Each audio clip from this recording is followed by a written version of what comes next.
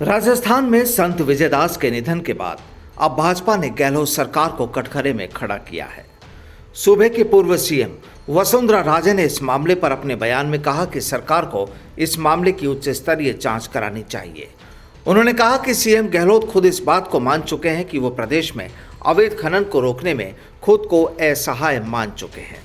राजे ने कहा कि उनकी सरकार के वक्त साल 2005 में उन्होंने अवैध खनन पर लगाम लगा दी थी, लेकिन अब गहलोत सरकार इसे रोकने में नाकामयाब साबित हो रही है।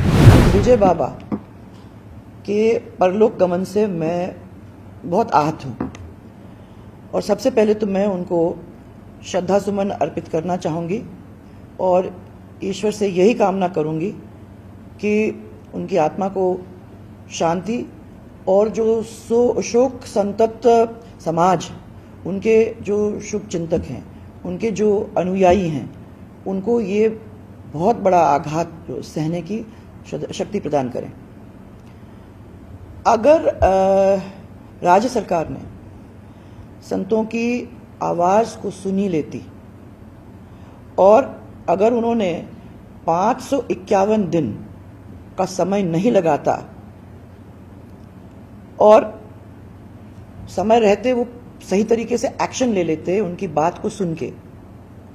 तो आज उनकी जान नहीं जाती। हमारी सरकार ने संत समाज की मांग पर 27 जनवरी 2005 में, याद दिलाऊं, उस समय ब्रिज क्षेत्र के अंदर जो अवैध खनन चल रहा था उसके ऊपर हमने रोक लगाई थी। परंतु ये जो कांग्रेस सरकार है उसने आस्था से जुड़े हुए जो ये ब्रिज क्षेत्र के अंदर जो अवैध खनन हो रहा है उसको फिर से चालू करवा दिया। और जिस राज्य के अंदर संत समाज को आंदोलन करना पड़ रहा है, लोकहित की मांगों को मनवाने के लिए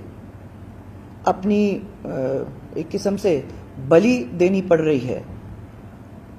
तो मैं मानती हूं कि उस राज्य में इससे बड़ी अराजकता कोई और हो ही नहीं सकती।